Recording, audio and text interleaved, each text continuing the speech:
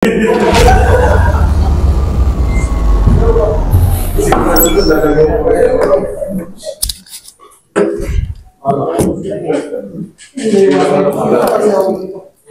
sulat ko.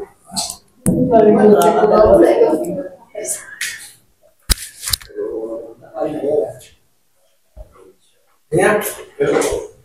Next, check yan.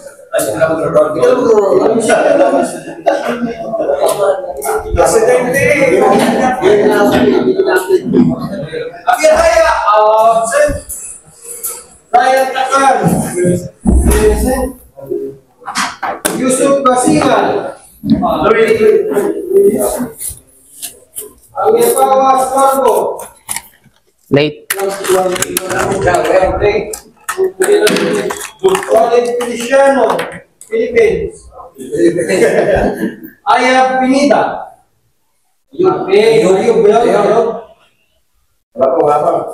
Wala si Ayob. Espinosa, Chikman. Rafik Baladab, Mapi. Salim. Di ko lang Mapi.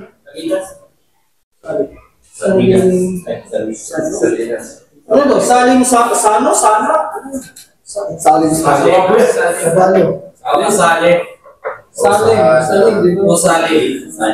Salim lang. Wala siya eh. Oy, Segalin. Happy. Hikael Ichi. Garay.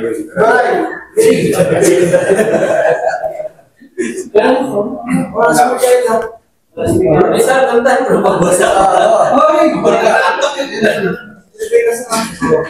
Pastor di Diyos. Wala. Bumisita yun. Kaya lagi ko, buwis. Ikaw mo dyan, bro. Hindi ko na nakikita to. Ay, makikita mo yan. Sino ko lang ata? Abdullah Araseo. Abdulrahman Morales. Abdulrahman pa lang.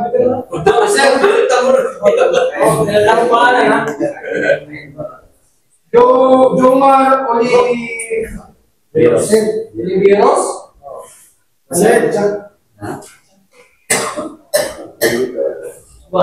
Tino driver ko. Abdullah Laksamana. Wala.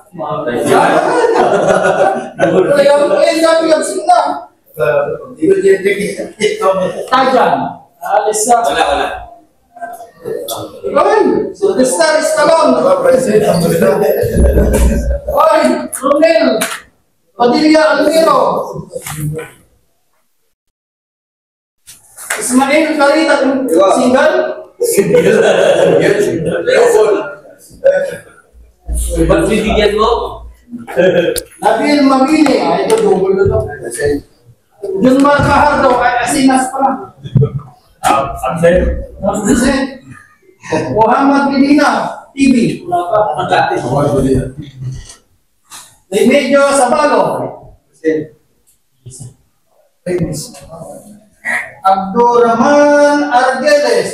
Absent.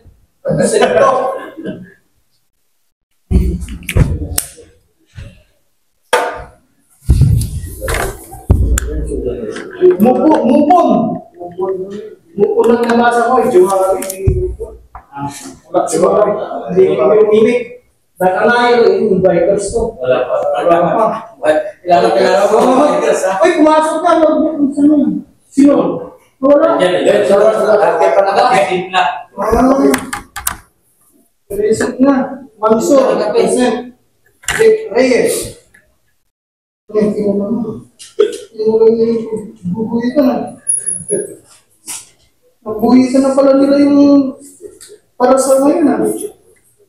Jamil Areglo. Yun. Bubuhitan na. Umar Hilingan. Yun. Okay, next. Yusuf Sardani. Jomar Espeno. Iba yung dalawa kasi. Rinig Diyos at kumbir na naman dito sa bahay mo na naman. Para pre-present nila. Pumasok na pre. O, sige pa rin. Sineda. Ulit yun ah. Pirante. May. Muhammad Pantas. Isar absent. Muhammad ano to? Awad mo din na. Hindi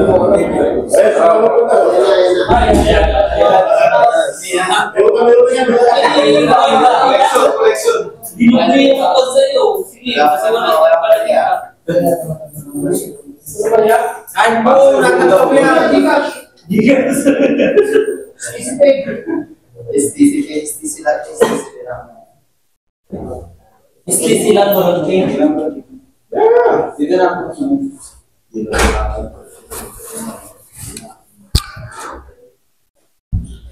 Okay.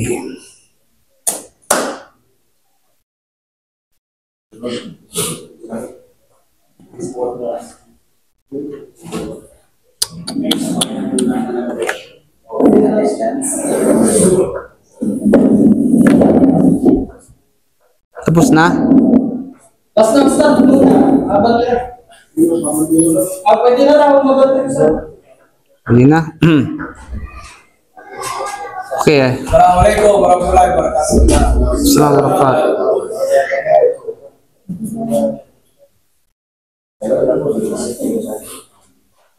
Tad, kumusta? Hindi. Ano yan?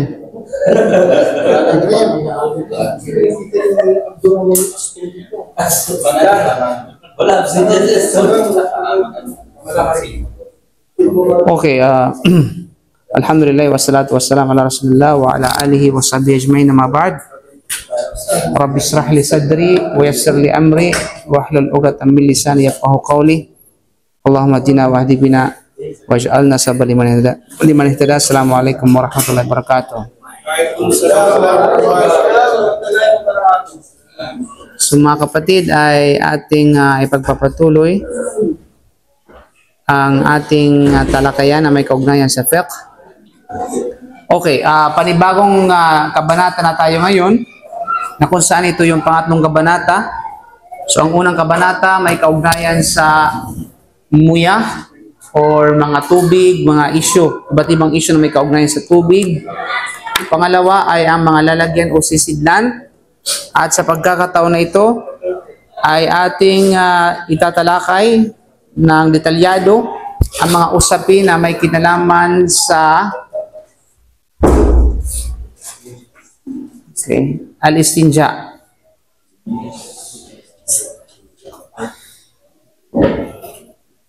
Okay.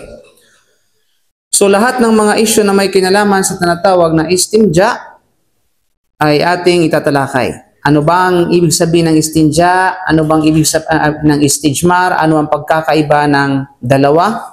Ano yung hukom, mga hatol, at mga dapat malaman pa bilang isang Muslim ay dapat nating isabuhay dahil ito ay lagi natin ginagawa o nangyayari sa atin. Sino dito ang hindi tumatay at umiihi? Anghel ka ba? Okay? Kaya naman,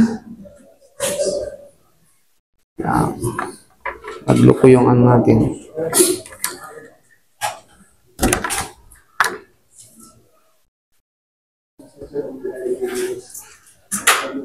Wait lang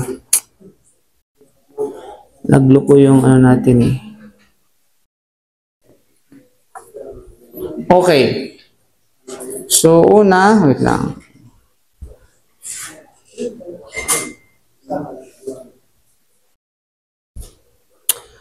Una ang ating itatalakay according sa inyong PDF.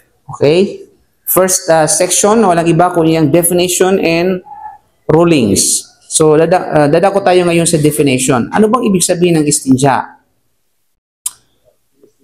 Okay. So, alam natin, pagdating natin sa ating pag-aaral, mayroong dalawang klase ng definition o sabihin natin ay pagpapakahulugan. Una ay walang iba kundi ang literal. At ang pangalawa, ito ay walang iba kundi ang technical. No, literal at saka technical meaning. At somehow, merong interconnection ang dalawa. Okay? May kaugnayan, kumbaga. May connection ang literal sa sinasabi nating ay technical. Okay? So, ito mga kapatid. So, ang literal ay mas malawak na definition kaysa doon sa technical.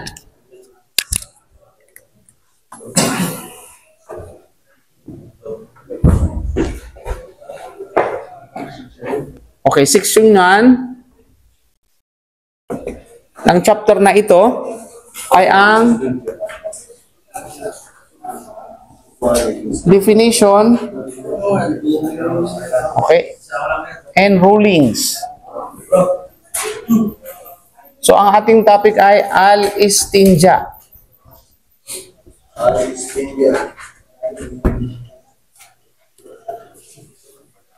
Now, so una-una, first is yung tinatawag na defining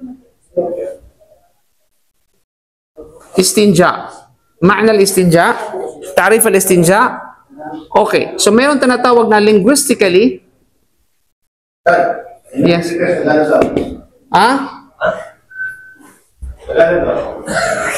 Ikaw mag-translate, tali ka dito.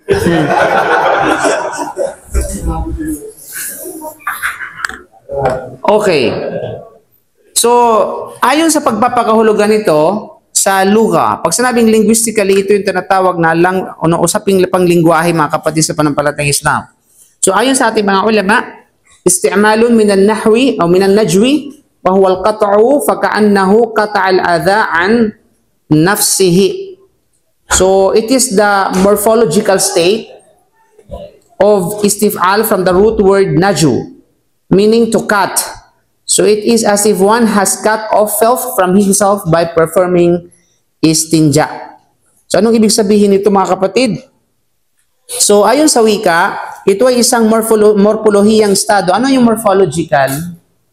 O morpolohiyang estado ng istif'al mula sa salitang ugat na an-naju, na nangangahulugan, putulin. Sa madaling salita, tila pinutol ng isang tao ang karumihan sa kanyang sarili sa pamamagitan ng pagsasagawa ng istinja. So, morphological state, anong ibig sabihin mga kapatid? Ang morphological state, ito yung usapin na may kaugnayan sa panglingwahe or grammatical structure, no? Alam mo kung bakit yung ibig sabihin, ito yung pagbabago-bago ng mga salita sa una at saka sa dulo ng isang salita. Halimbawa, muslimun, muslimin, di ba? So, nagbabago siya. Mu'minin, najihun, najihin, sabirun, sabirin. So, bakit siya nagbabago? Minsan makikita mo sa dulo ay fatha, at minsan ay dhamma, at minsan ay sukun, at minsan ay kasra. Ano, sa mga hindi pa na-gets, sa mga ano, yun yung tinatawag na minsan ay minsan ay a sa dulo, minsan ay i sa dulo, at minsan ay u sa dulo. Iba yung tinatawag. Arab, ito yung pag-syntax, kumbaga, sa grammar. So, ito yung morphological state. Ang tawag dyan sa is morphological, okay? Of the word. Okay? So, magbabago siya. Siyempre, pag nagbabago yung dulo nito, nag-iba yung kahulugan. Ganun sa Arabic. Kaya po sabi na alhamdulillahi rabbil ulumin. Di mo pwedeng sabihin yon. Okay? Okay? Alhamdulillahi rabbul o rabbi. Di mo pwedeng sabihin rabbi. O, alhamdulillah, Rabbi. Pwede mo, since Rabbil Alamin, hindi mo pwede sabihin, alhamdulillahi Rabbul Alamin. Hindi mo pwede sabihin, yung Rabbo gagawin mong Rabbo. O, bagkos, alhamdulillahi Rabbi. Kasi yan ay mayroong kinalaman sa nauna. So, ulitin natin. Ang pagbabago ng dulo o kaya ng unahan ng isang salita, ang tawag dyan is morphological state. Ninaw? So, yun yung mga kapatid. Na kung saan, lahat, mayroon kasi kasi sa Arabic, mayroong base form. Pag sinabing base form, ito yung tinatawag na ito yung original ba? O ito, kumbaga, ito yung original pinanghahanguhan, pinanggagalingan ng isang salita. At yung kabilang side naman, ito na yung mga hango. Okay? Ito na yung sabihin natin na hango, yung ba yung derived. Yan. Based from salitang ugat yon. Okay? At the same time, meron din mga timbangan. Sa grammar kasi sa salita, may mga timbangan yan. May mga timbangan. O, ikaw nga may timbang eh. Mga salita din, may mga timbangan yan. So, alimbawa, istinja, makikita natin yan, yung word na istinja is, kung i-Arabic natin yan, ganito yan. Istinja. Okay? Ang salitang ugat niyan, tandaan natin ang salitang ugat sa Arabic, nagsisimula sa 3 litra lang. 3 litra. Lahat ng salita o word, okay? Lahat ng salita o sabihin nating word, hindi, iba kasi yung harf, iba yung tinatawag na preposition We're talking about the, sabihin nating word, kalima. Ay nagsimula, ang pinakaugat niyan ay 3 litra lamang. Halimbawa, Muslim, ang salitang ugat ng Muslim is LM lang yan eh. Sin, lam, at saka mim. O, di ba? Halimbawa, Muslim. Okay, Muslim. O, kung yan natin, yan. Pero, ang dagdag lamang dyan itong una. Pero yung original namin yan is sin, lam, at saka mim. You know? Silm. Kapayapaan. Kaya nga yun. So, ang istinja, ang salitang ugat niya na kung saan 3, pinanggalingan ay 3, ay walang iba kundi ang naju. Nun, jim, at saka waw. So, itong mga is dagdag lang yan. Ito, yan, dagdag yan. Yung alif, yung sin, yung ta, at saka ito. Dagdag lang mga yan. Pero ang salitang ugat talaga niyan is 3. 3 salita. Naju. Nim, nun, jim, at saka waw. Okay? So, siyempre, hindi mo mag-grasp ito kapag wala kang background sa Arabic, no? Arabic grammar. You know? Now, ang timbangan yan ay isti'mal from the word istif'al. Okay? Istif'al. Kasi lahat ng is fi'il. Okay, fi'il. Lahat ng subverb ay ito yung kumbaga ito yung yung kanyang timbangan, fa'ain at saka lim, fi'il. You know? Kaya may mga yan, nababago siya, kaya nababago siya into istif'al, is tinatawag na ifti'al. Anyway, maraming yan klase kapatid. So ang istinja mula sa tinatawag na timbangan ng istif'al.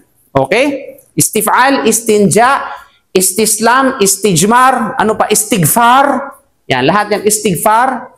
Ano pa? Ano yung iba pa? Okay, na alam ninyo. Kaya nga, ito ay istif'al, no? From the root word of naju. Yan, nun, jim, at saka tinatawag na wawa. Nang ibig sabihin ng naju is to cut. Ang ibig sabihin ng naju is to cut. Putulin. Okay? Putulin. Na kumbaga, alam natin ang ibig sabihin ng istinja. Istinja, literally, ito yung, sa mga mababaw na pagpapakahulugan o payak na kahulugan, istinja is paglilinis gamit ang tubig. Okay? So kapag umihi ka, pag dumumi ka, maglilinis ka gamit ang tubig, ang tawag diyan istinja. Now, what if kapag ang gamit mo ay, huwag mong tanongin, anong klaseng tubig gusto? Mainit o malamig? Okay? Kung gusto mo ng mainit, bahala ka sa buhay mo. Mas ang tawag dyan, ang paglilinis gamit ang tubig, sanhi ng mga dumi at kung anumang katulad nito, ay ang tawag is istinja. Kapag bukod pa rito, ay ang tawag dyan is istijmar.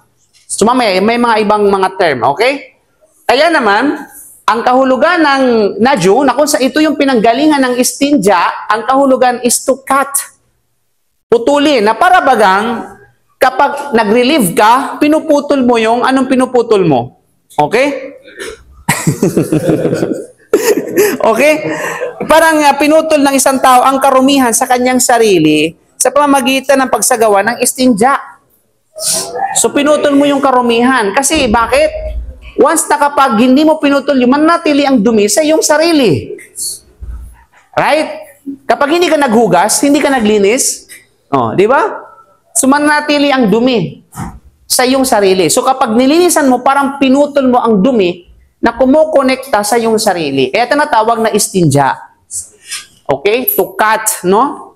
No, dapat sabihin, no, para linisin ang dumi, no? Putulin ang tinatawag na sabihin natin ay dumi. You know?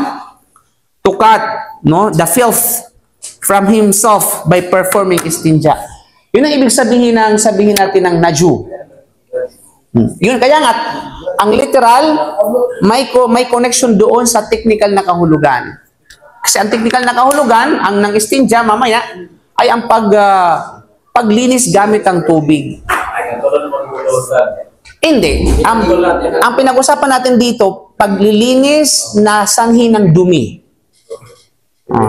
Iba kasi ang wudu. Ang wudu ay hindi naman na tayo naglinis dahil para sa pagdarasal, para sa certain worship o ibada. Yes, paghuhugas, kumbaga. Ang istinja, applicable na paglilinis ito para para sanhi ng anumang dumi na lumalabas sa katawan natin. Yes, halimbawa, ihi, tae, sa mga kumakain, ha? No.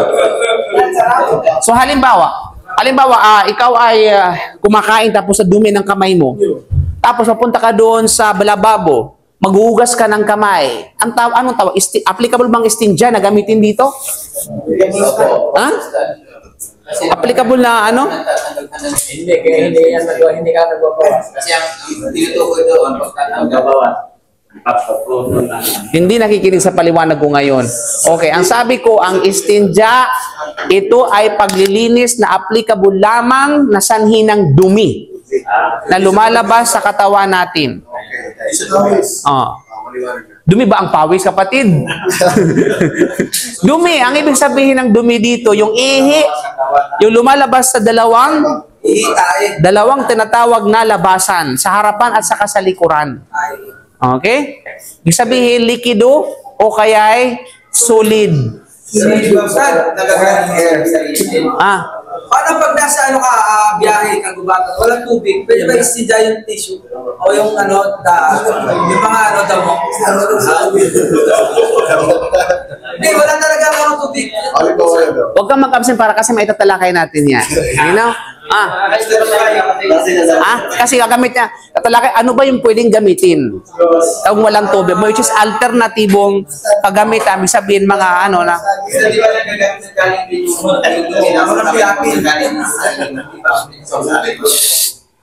Hindi, ulitin ko yung sa kamay, mga sanhi ng pagkain, ano pa man,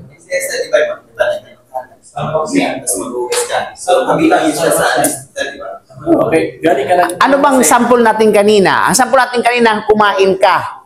Okay? Tapos kumain ka, mayroong dumi, mayroong kailangan mo maghugas sa lababo. Applicable bang istinja sa ganong tinatawag na particular na issue?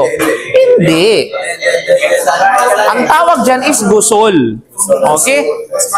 Maninaw? Ang tawag dyan is gasal. Ang gusto ko sa pagligo. Gasal ang tawag dyan. Gasal. Okay. Now, that's another word na gasal. Gusol. Ang gasal ay ito'y paglilinis na paghugas lamang at hindi kasama ng pagligo. Ang gusol, pagligo yun. Okay? Gusol. Yung you. Gusol, ay sabihin pagligo. Gasal, paghugas. You know? So, yun. So, kapag yun, issue na yun, pupunta ka sa loob para maghugas ng kamay, gasal ang tawag dyan. Istinja. Yung pwede mag-istinja, ano ba? Puwit. Naging puwit na itong mo? Itong kamay mo? Pag umahawak ka, nakahawak ka ng tae, gasal pa rin. Pero kung yung tae mo, hugasan mo yung puwit mo, yung mo, ang tawag dyan, istinja.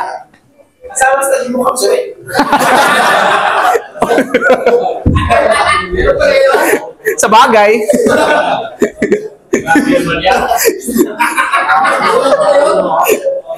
Okay, malinaw na? Okay. Ikaw puro ka video, hindi ka nakikinig. Okay. Ano ang pinanggalingang salita ng istinja? Naju. Naju. Okay? Ano ibig sabihin ng naju? Tukat, pagputol. Okay, na para bagang pinutol mo ang dumi sa iyong katawan sa pamamagitan ng istinja. You know? So, yung mga kapatid, okay. Of course, there's also another root word, waqila huwa an-najwa. Wa yal ardu allati ya'luha saylun ka'anna al-insana idha arada qada al-hajati ata najwat min al-ardi tasturuhu faqila liman arada dhalika istinja. Ano yung sabihin mga kapatid, no? Na it has also been said that the root word when istinja comes is najwa, which is a plateau or a plant. So it is as if when someone needs to relieve themselves, they seek out some highland to cover themselves. So it was said to one who does this in the regular masculine present form verb is istinja. Sinabi rin na ang salitang ugat ng istinja ay najwa. So meron tayong dalawang salitang ugat ng istinja. Una yung naju. Okay?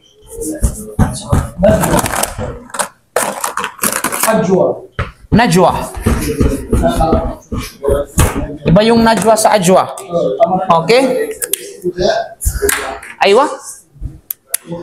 Naju, pangalawa is najwa. Najwa.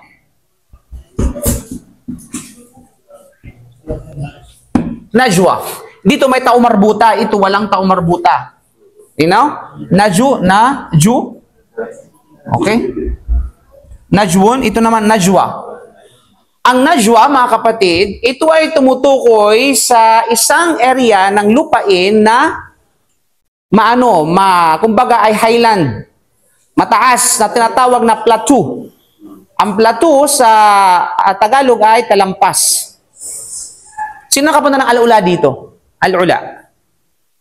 Kita mo, Al-Ula, mayroon doong park doon sa King Abdulaziz Park, papunta ka sa pupunta ka doon sa Tuktok, tapos pagdating mo doon ay na siya, kapatagan na. Okay? Pagdating mo, park doon, makikita yung buong Al-Ula. Ang tawag dyan is plateau. Highland o uphill ang tawag dyan. You know? So ito ay tumutukoy sa isang talampas o sabihin natin isang maliit na kabundukan. Para bang kapag ang isang tao ay nangangailangan upang pagginhawain ang kanyang sarili, nag-relieve ang sabihin, umiihi siya, umiebak siya, no? Siya ay naghahanap ng mga kabundukan upang takpan ang kanyang sarili. Di ba? Tayo, kapag tayo, halimbawa, wala siyang walang cover, nasa disyerto tayo, o nasa tayo, isang desert area. Di ba? Pag gusto nating umihi o kay umiibak, naghahanap tayo ng yung lugar na kung saan matatagpan yung ating sarili. At minsan kung walang pader talaga, pupunta ka sa mga bundok-bundok. Doon ka iikot. Ha? Sumalinaw? Yun ang tawag doon sa najwa. Yan ang ibig sabihin ng najwa. Tumutukoy sa talampas. Okay? Okay, uphill or sabihin natin ay okay, mga hills ba? Okay? O mga bundok-bundok. Hindi, ang lamba kasi pa ganun ilalim. Hindi, ang ibig sabihin kasi ng talampas, di ba ito? Yan. So, pupunta ka dito, magko-cover ka ba? Literal na kahulugan ba? Ng najwa. Ang najwa tinutukoy dito. Okay, kasi pag sinabing lambak, ang ibang term naman yan sa Arabic, ang tawag na isa, anong tawag sa? Wadi ang tawag dyan. Wadi Muhrim, wadi Yamama, ano pa man. Okay?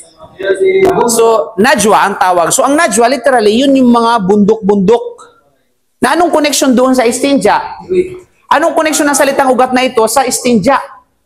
Ang connection is, para bang sinasabi na kapag tayo ay dumudumi, umuihi, kung wala tayo makikitang pader, naghahanap tayo ng mga bundok-bundok para ma-cover yung ating mga sarili, to relieve. Okay? Yun. Diba? Yun ang connection nila. Sa istinja, doon sa literal na kahulugan. You know? Okay. So, nag-gets yun na yung mga kapatid kung bakit tinatawag itong Kaya naman, ang tawag sa isa na gumagawa nito, istinja, is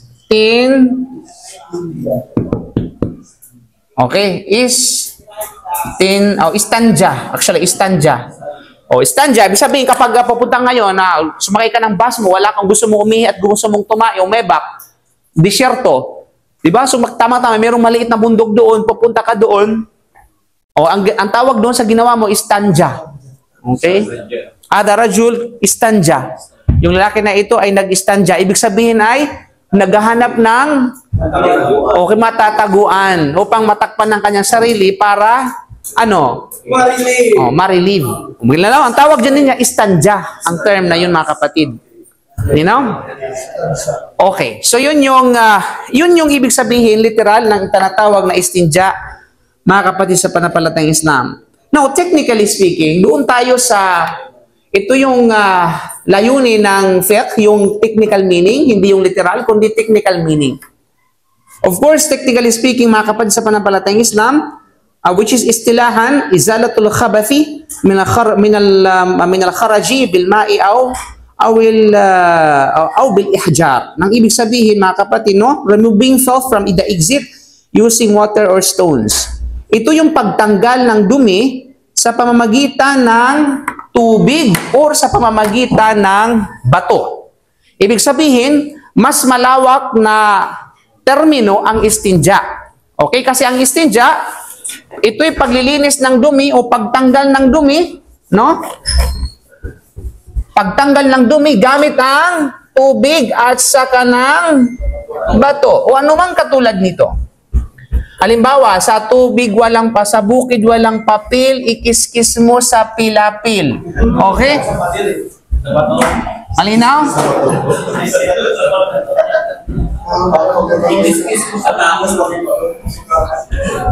Parang ginawa ko yun Experience ng bato. Sino naka-experience dito na yung panglinis niya ay ang balat ng durian?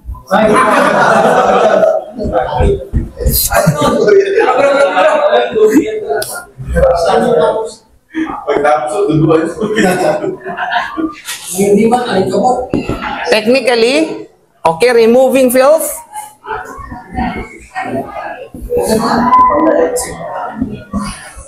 From exit using water or stones.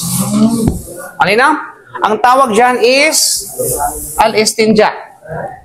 Ulitin natin, ha?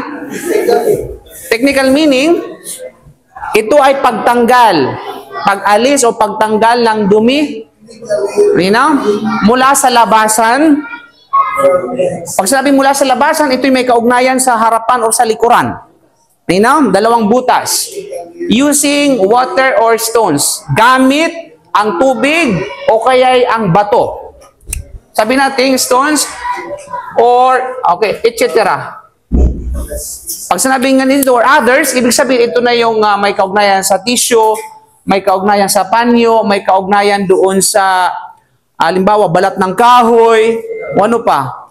Bakit lang sa sinasabing tubig o kayso? Kasi ito yung usual na ginagamit lamang. Ngayon kasi, social na ngayon, kasi wala namang tissue sa panahon ng Propeta Sallam. Sa panahon ng Propeta Muhammad Sallam, kung walang tubig, ay bato ang kanilang ginagamit. Sa mga makalumang panahon ba, kasi unti-unting na-evolve ang ng tao, yung mindset ng tao, kaya nag-discover sila, nag-imprint, sila, alam mo yon, naglikha sila ng mga bagay-bagay na magiging pamaraan ng paglinis. Andito na ngayon yung mga wipes, andito yung mga tissue at kung ano-ano pa. Na kung wala mga tissue, halimbawa sa mundok, yung dahon. Pero mag-ingat kayo doon sa klase ng dahon kasi may dahon na Makati.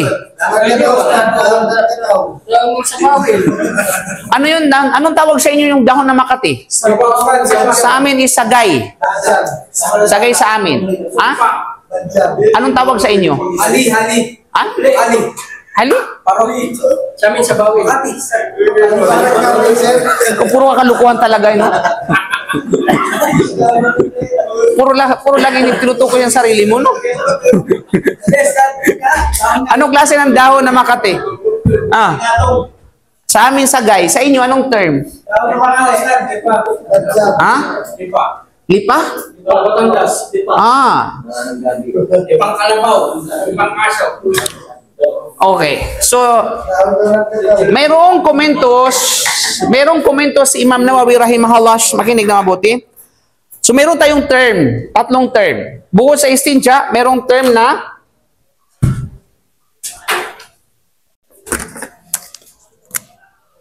meron term tayong al-istitaba.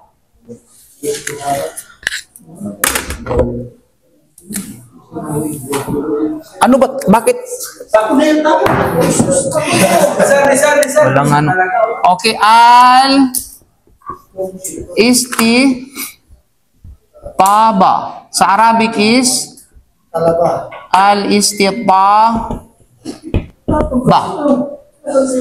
At meron tayong, of course, al-istinja. Then merong another term na kung saan istijmar. Al-istijmar.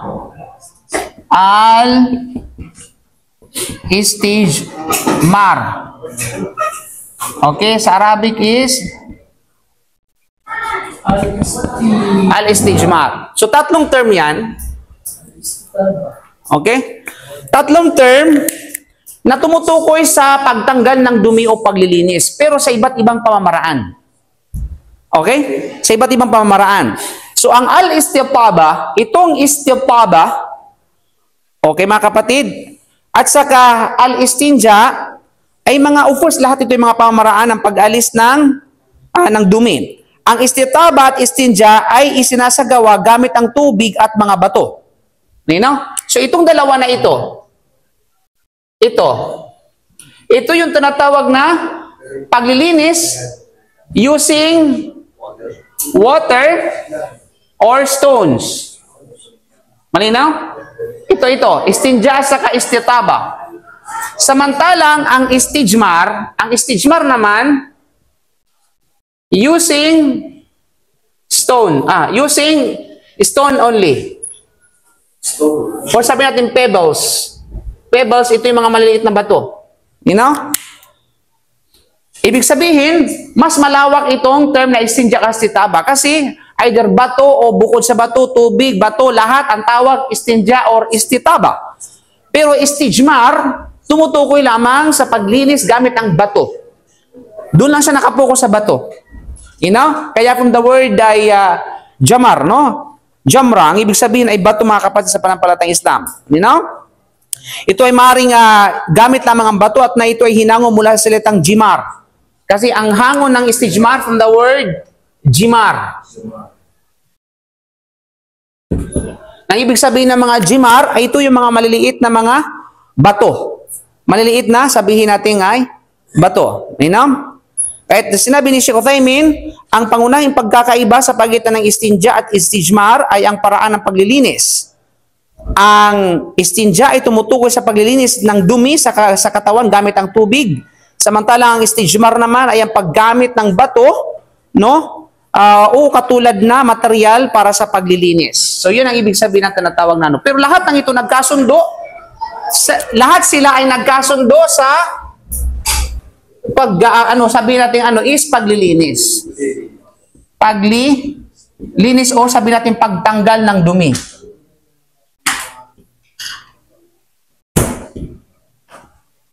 Nagkasundo sila sa tinatawag na objective. Ang objective ay paglinis o pagtanggal ng dumi. Ano mang katawagan, nagkasundo sila. Pero ang pamamaraan ng pagtanggal o pagdumi, doon sila hindi nagkasundo. You know? Na kung saan ang mas malawak, ang istinja istitaba, saan ito ginagamit? Tubig o saka tinatawag na bato. Malina? Samantalang ang istijmar, sa bato lamang. Okay? Sa bato lamang mga kapatid. Halimbawa, okay, wala akong tubig, wala akong bato. Ang gamit ko ay walang iba kundi ay ang kahoy. Saan magpapabilang ito? Istijmar, istitaba o istinja?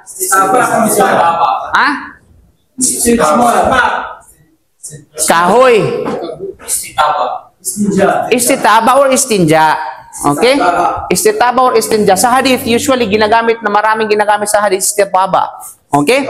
Malinaw? So, halimbawa, ang gamit ko naman ay walang iba kundi ay Alcohol. Wow. Istitaba or istinja pa rin. Pwede mo gamitin ang alcohol? Inshallah, pwedeng gamitin yan. Okay. What if kapag ang gamit ko is rock? Rock. Alam mo yung rock? Istijmar. Now, o gamitin mo, subukan natin. Nang malaman mo kung ano yung resulta.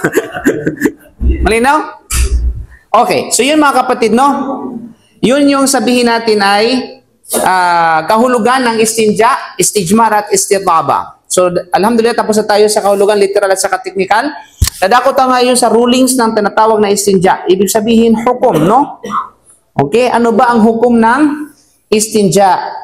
Ma hukmul istinja. Pag sinabing rulings, mga kapatid, ng istinja, paki-erase, bro. Okay. Secondly, rulings of istinja. Pag sinabing rulings, mga kapatid, sa Sharia, ito may kaugnayan sa wajib, may kaugnayan sa fard, sunnah, mandub, makruh, haram. So yun yung rulings. Ano bang hatol, kumbaga? Ano bang hatol ng istinja? Ito ba'y obligado? Pag umiihi ba tayo, pag dumudumi ba tayo, o kailangan ba nating maghugas, obligado ba nating gawin ng istinja? Or optional lamang? Malalaman natin yan. Nino? Obligado. Obligado o komplikado? Obligado.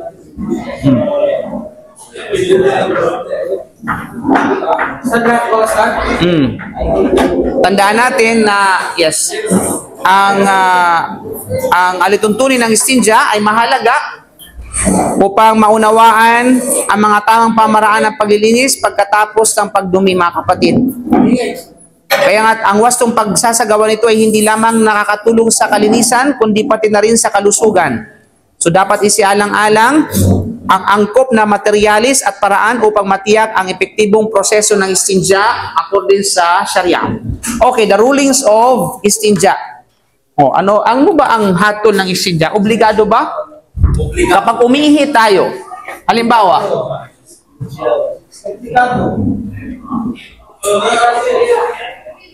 istinja. Nino?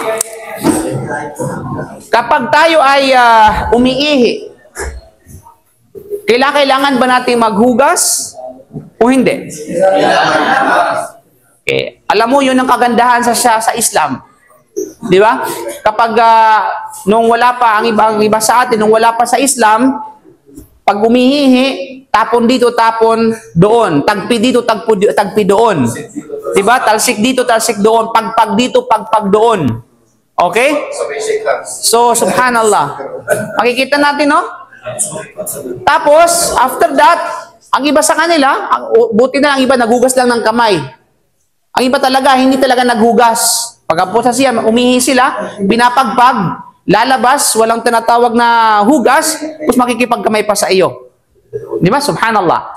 Pero sa atin, alhamdulillah, ito ay ruling sa atin. Kaya nga ang Islam, nagpapatunay ng a way of life, panuntunan ng buhay ng isang tao. Kasi maging sa pag-ihi, pinakikialaman. Maging yung pagdumi natin, pinakikialaman kung ano yung dapat at ano yung hindi dapat. Kasi nga, way of life ng isang tao, ang Islam. You know? Kaya naman, dadako tayo ngayon sa tinatawag na rulings. Okay. So, istinja is wajib. Ito ay tinatawag na wajib, mga kapatid. Idha wujida sababa, wa huwa al-kharijun najis, idha wujida sababuhu, wa huwa al-kharijun najis, wa hadha madhab al-jumhur al-malikiyya fi mashhur al-shafi'i wal-hanabila. Okay. So, ibig sabihin, istinja is wajib if it is reason is there, which is a najis substance exiting from either the front or back passages. This is the position of the majority, the most common opinion among the Maliki, Shafi'i, and Hanbali. So, ang istinja ay itinuturing na isang obligasyon kapag may dahilan para sa bagay na ito. Okay, ano bang may dahilan? Dahilan, ibig sabihin yung paglabas ng dumi. Pag lumabas yung dumi, wajib sa'yo yung tinatawag na istinja. Pero kung feel mo lang at guni-guni mo lang, Hindi wajib sa iyo ang tinatawag na istinja. Optional lang kung gusto mo, halimbawa, nautot ka, may lumabas ba? Mayroong bang kasamang likido o kaya solid? Di ba? May taho ba? So, wajib. Linaw? Sa ruling sa tinatawag is wajib. Okay? Linaw? Kapag naroroon ang dahilan. Malinaw? Nandun ang tinatawag na dahilan. So, anong dahilan dito? Yung paglabas ng dumi. Tiyak ka na lumabas ang dumi. So, ibig sabihin, obligado sa iyo ang istinja. The moment na lumabas ang dumi, either liquid o kaya tinatawag na, hindi kasali yung gas dito ha, kasi ang gas utot yun. So, ang utot ay hindi na kailangan ng pagsabi nating istinja. Basta may sumama. Iba po sa pag may sumama na, kasi hindi na utot yun, kapatid. Igit na yun. Ninaw. Okay? So, malinaw? So, kapag naroon yung dahilan, ito ay tinatawag na sabihin natin ay wajib. Linaw? So, dahilan para dito. Lalo na kung ang mga sangkap ng najis o dumi ay lumalabas mula sa alinman sa harap o likuran ng mga daanan. So, ito yung ihi at saka yung tinatawag na ebak o tae. So, the moment na nakita mo na merong ihi at merong ebak, obligado kang mag-istinja. Pero kung wala, guni-guni mo lamang yan, di ba? Halimbawa, sabihin natin, umutot ka, tapos sabihin natin, mayroon ba talagang may kasama ba yung utot ko? Wala. So bakit hindi mo silipin? Para malaman mo. So ano gagawin mo para malaman mo? Kakapain mo.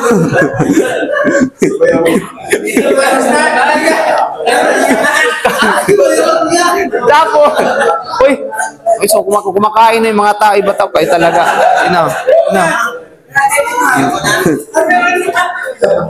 Ninaw, mga kapatid. So, ito ang pananaw ng nakararami. Ito rin ang pinakakaraniwang opinion sa mga madhab ng Malikiya, Shafi'i at saka Hanabila. So, malinaw ito mga kapatid sa panampalatayang Islam, ha? Yes. Kung hindi pa ako Muslim dati, kunyari yung tao, kukunin mo, may gagano'n sa... Alam mo, wala ka talang magandang salita, no? Wala ka talang go ahead. Ha? Jumhur. Hanafiya, sa mga Hanafiya, mga kapatid, kahit walang matatagpuan na dahilan, wajib sa kanila. Yes. Sa iba, sa mga Hanafiya, which is, exaggerate sila. Ibig sabihin, wala silang dalil. Kahit pa yung pag-utot sa kanila, wajib yun.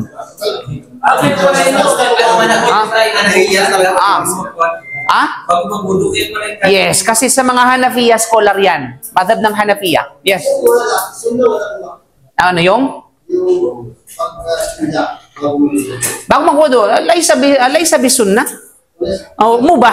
Mubah. Ito yung sabi natin, kung gusto mo mag-istinja bago mag-wudu na walang namang dahilan, gawin mo. Sapagkat, subalit, hindi yung matatawag na sabi natin sunnah kasi ang sunnah nangangailangan ng dalil, di ba, na, alam mo yun, bago mag-wudu, kailangan mag-istinja ka. Wala namang ganung dalil. Na ginagawa ng Prophet Sallam at saka inutusan ng Prophet Sallam, walang ganon. You know? Kaya makikita mo, may mga ibang mga grupo na makikita mo na hindi naman sila umihi, hindi naman sila tumatae, pero naguhugas sila bago sila magwudu. O kaya, nakautot lamang, sila ay nagtanataw na sabihin natin nagwudu. Kasi may mga ibang madhab. Pero, as I said, doon tayo sa kung ano yung dalil. Para hindi maging problematic ba? Hindi magiging mabigat sa atin. Kasi kung mantakin mo every utot magwudu ka, ay nabuang. Mag-i-istinja ka, sorry.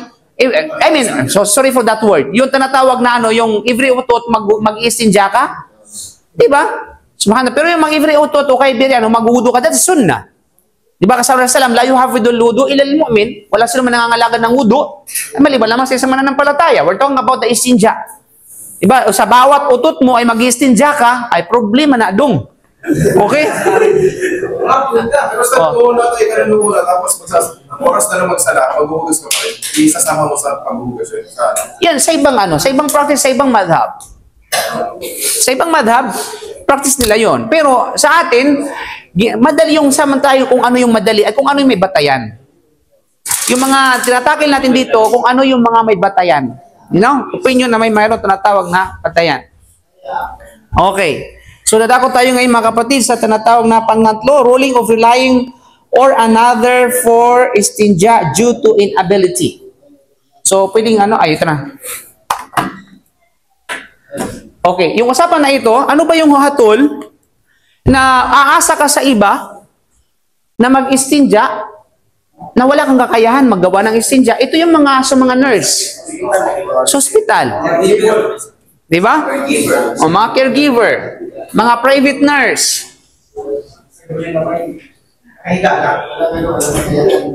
Ruling of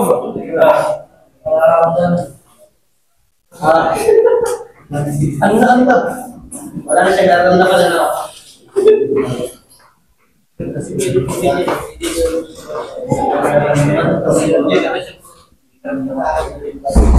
inability.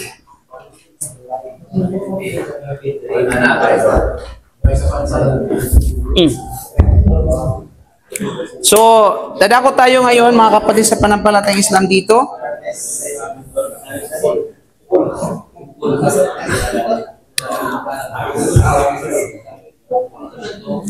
No, bago tayo dadako mga kapatid, since na sinasabi natin ito ay wajib, ito ay obligado, anong dalil?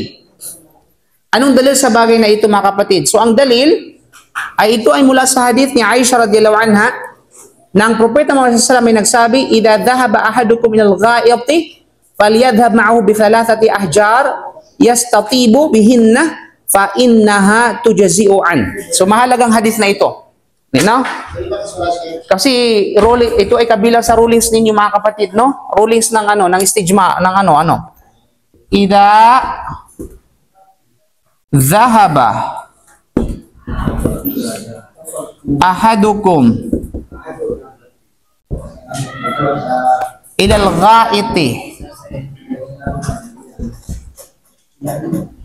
ila al-gha'iti falyadhhab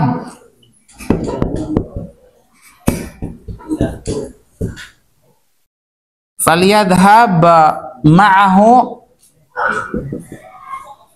bi thalathata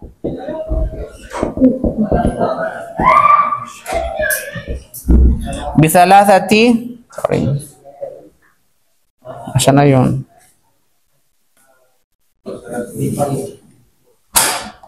Bithalathati ahjarin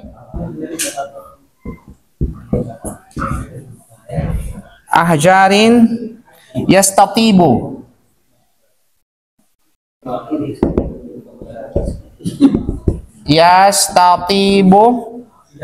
bihinna fa innaha tujzi'u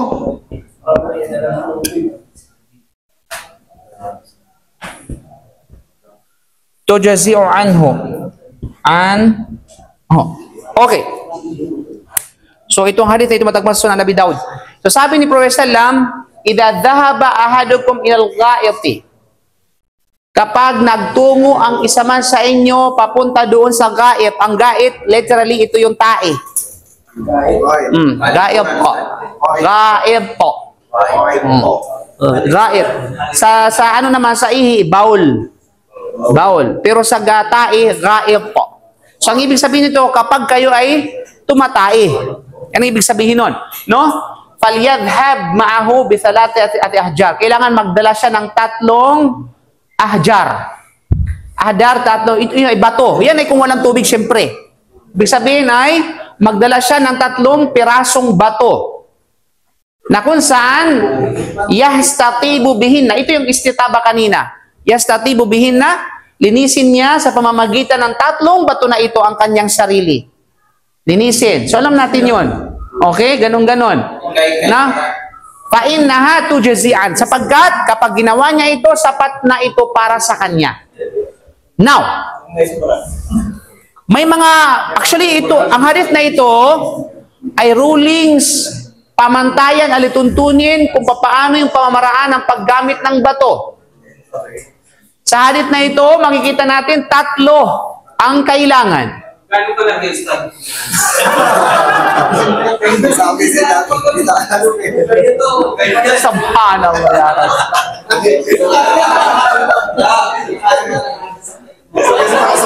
Alay, mga katanungan na yan, parang katanungan ng mga Banu Israel. Subhanallah. Ano pang sunod na katanungan? Matalas ba ustaz o hindi matalas? Ano pa? Anong kulay ustaz? Itim, brown o puti? Isyada. You know? Oh, ang mahalaga, 3 piraso. You know?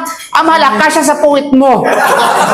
Alam mo, kano kang kasing laki mo, yan mo sa puwit mo, isyada. May? Malinaw kapatid. So, 3. Malinaw? So, 3. Hoy, nasa likod. Kayo. Ilan ang bato na kinakailangan kapag nag-stage mar? 4. Aha. Ilan? Sabi, 3 asawa eh, ilangan mo eh. You know? 3. Kung yung 3 na ito ay magiging sapat sa paglilinis. Kasi may mga na 3, ibig sabihin, minimum 3 ang kinakailangan mong dalhin. Minimum yan. Malinaw? Minimum yan. So, ibig sabihin, kapag sa 3 na yun, hindi pa rin kasya yung paralinisin ang puwitan mo o kaya yung harapan mo, then magdagdag ka.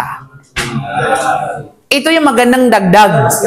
Walang problema dito sa dagdag na ito, kapatid, ha? Ayun na. Ha? Ha? O, di ba kasi kapag mas soft, yung sabi, kapag igit, no? Mas maraming kailangan yun kasi mag-spread yun eh. Oh. Mag-spread yun, mga kapatid. You know? Pero kung, sabi natin, kung hindi pa, kung sapat na yung 3 sa linis, sa 3. Ang mahalaga, minimum, hindi ka pwedeng gumamit ng 2, 1. La yajuz, la tujzi'an, hindi ito magiging sapat. Bagkus marumi ka pa rin, kumbaga. You know? Kahit pa 2, sabi, 2 usas, malinis na yung 2. Ang habilin ng Rasulullah may 3. Okay? Ha? Kapag kayo ay eebak or tatae, ikaw nang balang paano gamitin yun? Oh, dumumi. Okay, falyadhab. Ikaw ay magdala kasama ng 3 bato. At linisin mo sa pamamagitan nito ang iyong sarili. Sapagkat ito ay sapat na. You know, magiging sapat na sa iyo.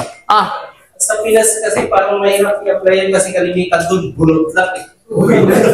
Di ba, Ustad? Kasi yung mga bato kasi sa atin. Yes, good. Kung walang tinatawag na bato, may mga ibang alternatibo namang pamamaraan.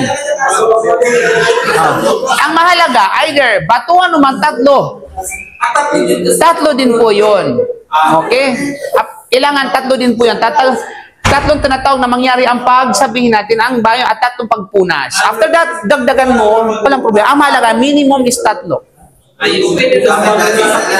Either tissue, balat ng anuman, no, balat ng hayop o balat ng balat ng saging, balat ng anuman. Okay, malinaw, balat ng durian. Ang mahalaga,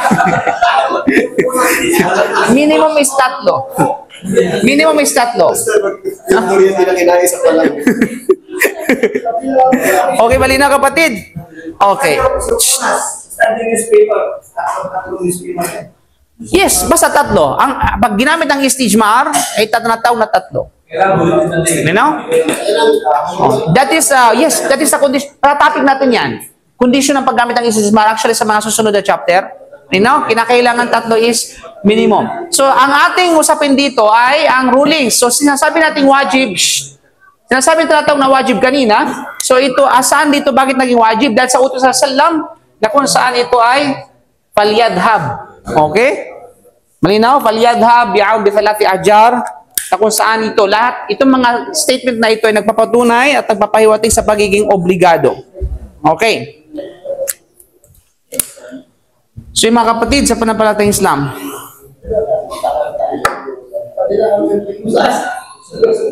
gusto mong padilaan sa aso.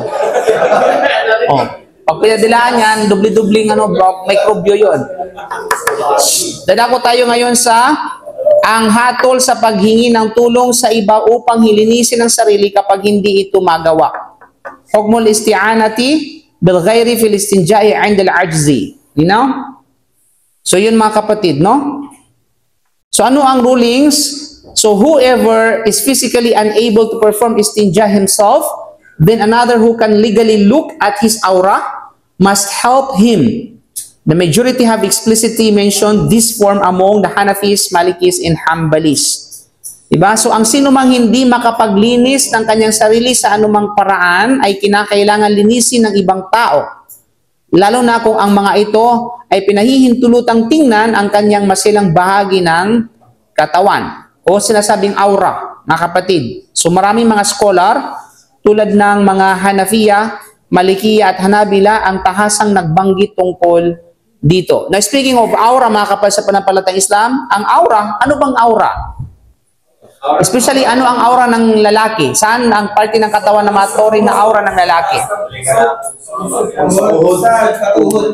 Okay. So aura. Okay? So magkaiba yung aura, yung limitasyon ng aura ng lalaki sa aura ng babae.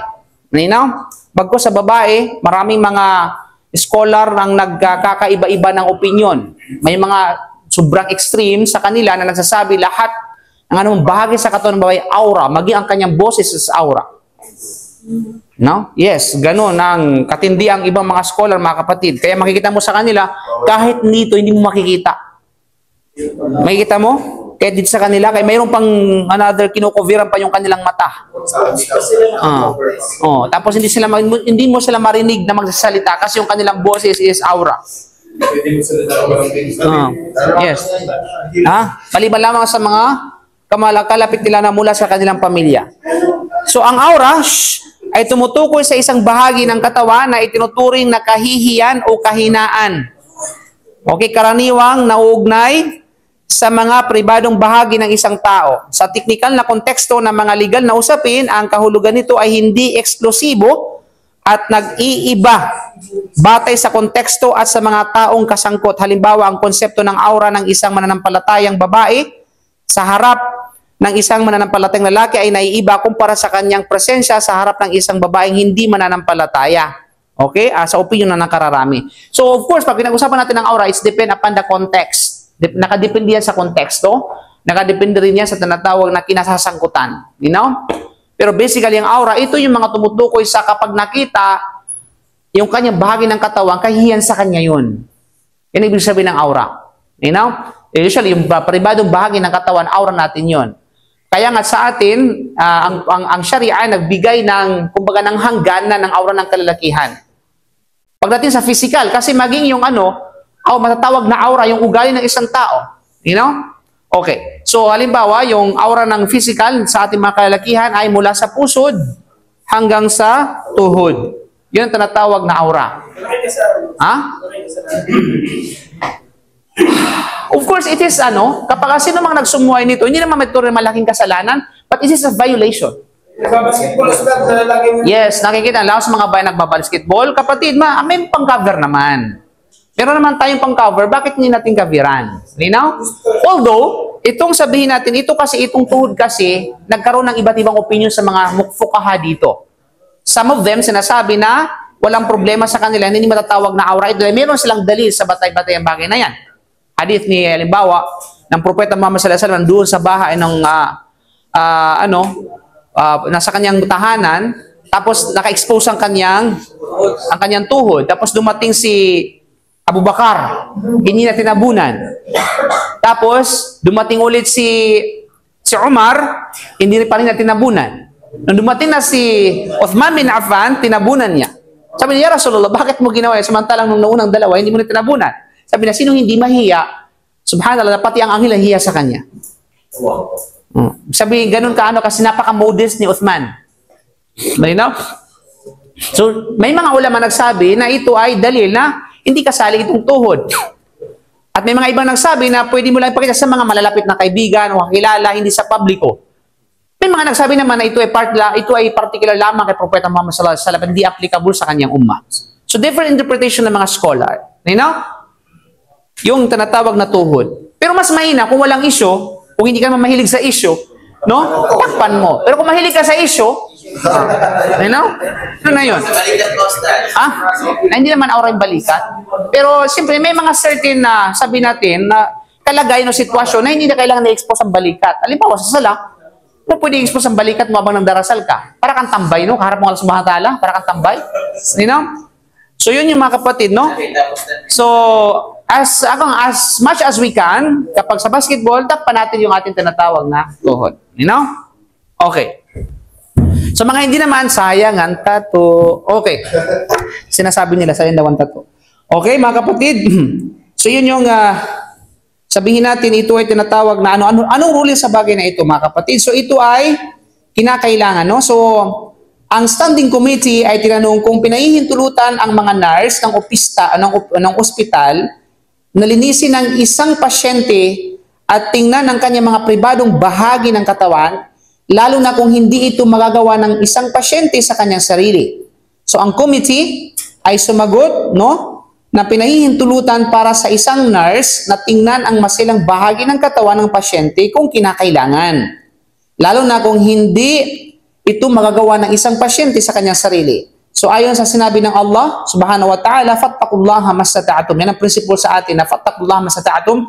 Matakot kayo sa Allah, no? Kaya takutan niyo ang Allah sa abot ng inyong makakaya. Kung ito ay posible para sa lalaki na gawin ang nasabing gawain, hindi ito pinahihintulutan para sa mga nurse. Okay? Para sa mga nurse. Ibig sabihin, kung walang kakayahan ang isang pasyente na linisin ang kanyang sarili, maliban lamang na mag-seek ng assistant doon sa nurse o anumang katulad nila, walang problema. Walang problema. Kasi wala siyang kakayahan eh. Pero ang problema dito, kapag may kakayahan siya pero nagmaang-maangan na walang kakayahan para lang makita siya ng nurse. You know? May mga ganun, di ba? Nagpapanggap na walang kakayahan para lamang ang mas makasilip sa kanya. Di ba? Okay, makasilip sa kanyang lato-lato. Anyway, so yan ay tinatawag na hindi pwede. Kasi unang-una, walang kasalanan ng nurse doon. Ang may kasalanan, yung tao na nagpapanggap na walang kakayahan, sa mata lang may kakayahan siya. Pananamantala ang tawag dyan, mga kapatid. So, bagay, fattaqullaha mastata'tum. Di ba? Innamal a'malu binniyat, ang Allah nakakalam sa puso ng tao at totoong kalagayan ng isang tao. You know? Pero sa isang nurse, akala niya wala siyang kakayahan, walang problemas para sa kanya. You know? Pero yung may kakayahan na yung lalaki, tapos sasabihin na, wala kang kakayahan, ako na. Sasabihin ng nurse, alam ko wala kang kakayahan, ako na lang para sa'yo. Para lang pananamantala rin, no? So anyway, so sino mang nanamantala sa pagkakataon, tunay na magkakaroon siya ng pananagutan sa harapan ng Allah sa araw ng paghuhukom. So yun yan, malinaw mga kapatid, ha? Yes, go ahead. Tulad na yung ruling sa paghawak ng palay, kung saan po sa bata. Tapos yung nanay, bata na nakayahan. Yung nanay nakapag-umunan.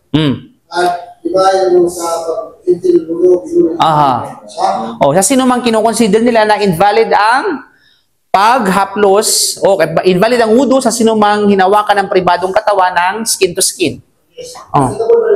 Yes, good. Applicable yun. Kailangan ng gloves. Kailangan ng gloves. Halimbawa, mayroong nanay o mayroong tatay na kung saan ay naglilinis ng kanilang mga sanggol ng kanilang mga anak.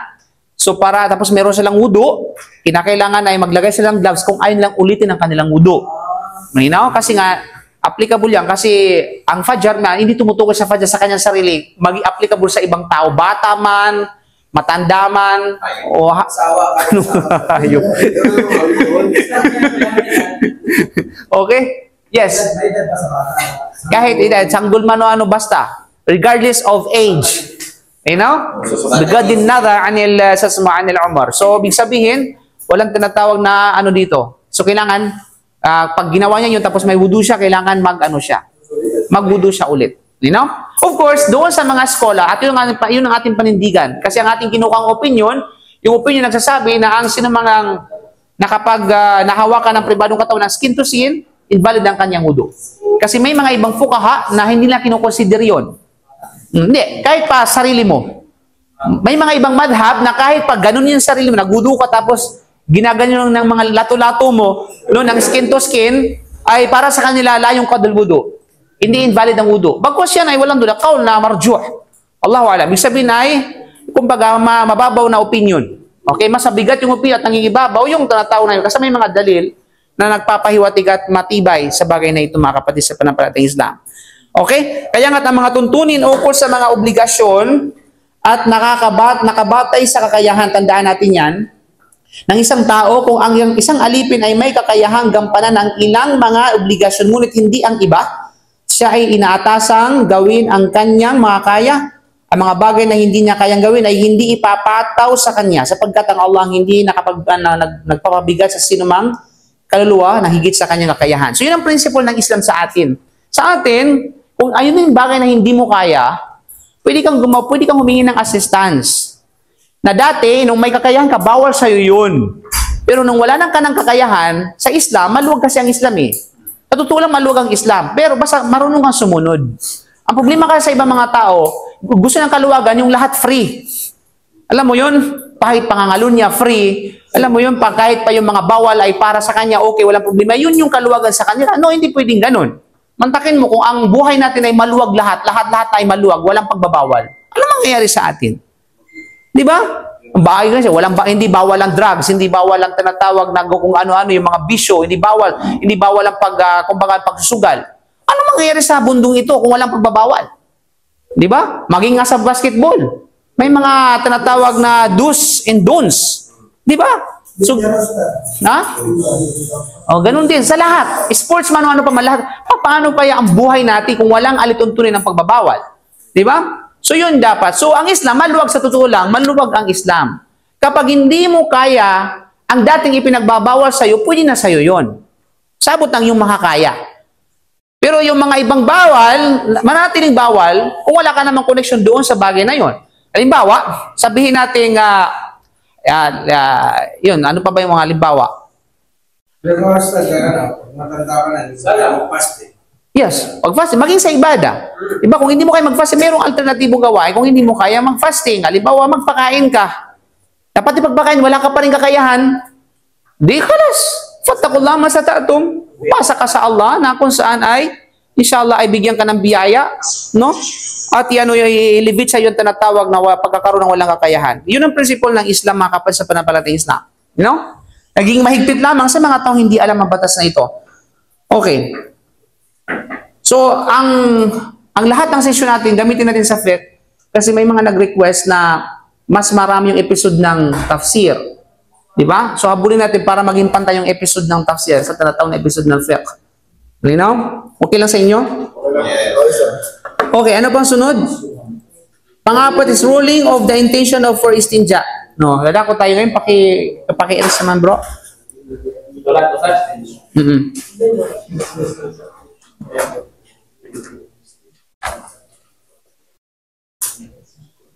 So, hukmun niyal bilil istinja.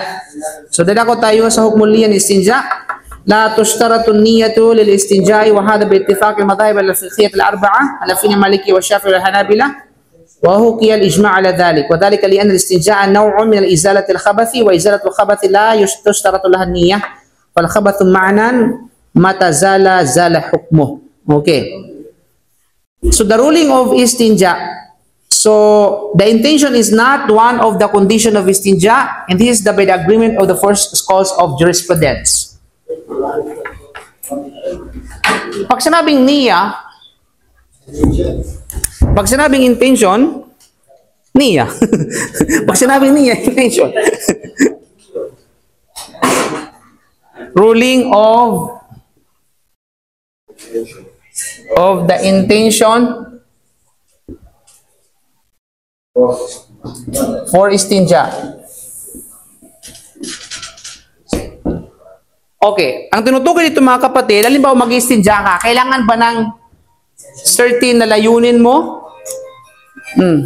Yes. Parang sa iba ba, na pag nagsasala ka, kinukumpos pa nila yung kanilang layunin. Mga ibang mga grupo, di ba? Halimbawa, magsasala ka ng Maghrib. Usalli salat al-Maghrib, 3 rakaat khalfal imam billahi subhanahu wa ta'ala. Okay? May kinukumpos pa na yung kanilang layunin.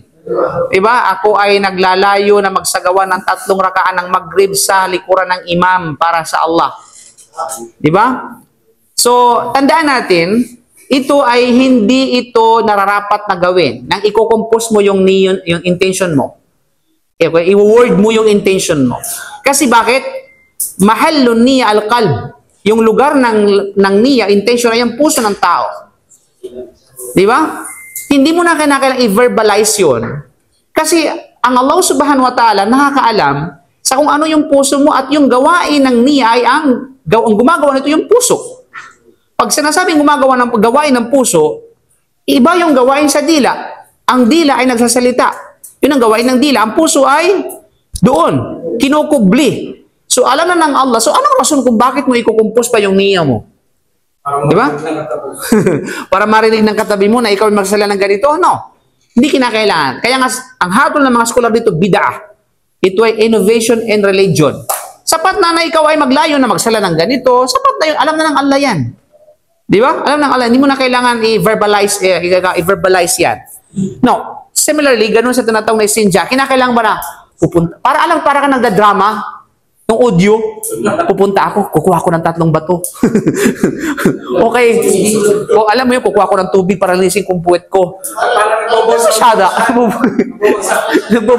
Ano yan, vlog?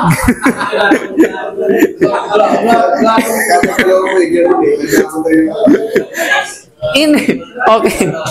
So yun tinatawag na intention. Okay. Although, let's pero sa intention, I mean, talking about the heart, ikaw sa puso mo, kinakailangan ba ng intention mo?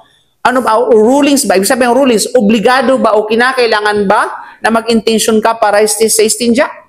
So, ang pato dito mga kapatid sa panampalatayang Islam ay, the intention is not one of the condition of istinja. So, sa pagsasagawa ng istinja, ay hindi ito tinatawag na kondisyon.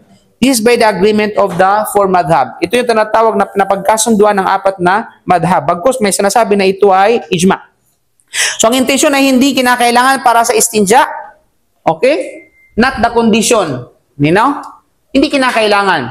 Yung sabihin, pag diretso ka na, yung alam mo yung diretso ka, halimbawa, tatai ka, gusto. I mean, normal lang. Gusto na, maglilinis ka. Yun lang. Tapos na. So, hindi mo na kailangan pa ng ipaprovide na kailangan ito na. Maglinis talaga ako. Hindi na kailangan yung mga kapatid, no? Sa panampalatayang Islam. Yun na? Ito na. Nabuhan ko na to. Yun na siya. Okay. So, hindi ito kailangan mga kapatid. Okay, ito ay pinapagkasunduan ng 4 na madhab. No? Malikiya, Shafi'iyya, Hanabila, at saka Shafi'iyya, at saka Hanafiya. Okay? So, gayon pa man, walang duda. Ang pinagtibay nila ay ang pangailangan ng intention kapag nililinis ang sarili mula sa madhi. Madhi. May iba naman nagsabi na kapag lumabas sa ari mo ay ang madhi. Alam mo yung sabi ng madhi? Okay. 3 kasi yan eh. Madhi. Actually, wadi muna. Wadi. Madhi at saka mani. Hindi mani. Isyada. Mani. Hindi mani. Mani na. Isyada. Okay. Problema lumabas yung mani, kapatid. Mani. Hindi mani. Astagfirullah natin. Sabi kaya, ang kalahat. Sino ang pangalan sa Abdul Mani? Mani. Hindi mani. Yung problema sa pag hindi mo talaga nalaman yung mga pagbigkas. Kasi Abdul Mani, ibig sabihin ay alipin ng sperm, isyada. Okay, ang wadi, ito yung tinatawag na pre-ejaculatory kumbaga fluid. Ang madhi. Okay, ang madhi ito ano tayo, by level tayo. Ang pinakamababaw na level, ang walang duda yung tinatawag na yung mawadi. Actually, lahat ng ito ay, kumbaga, fluid. Okay? Lahat ng ito ay tumutukoy sa tinatawag na fluid na lumalabas sa ari ng isang tao, especially ng lalaki. Malinaw?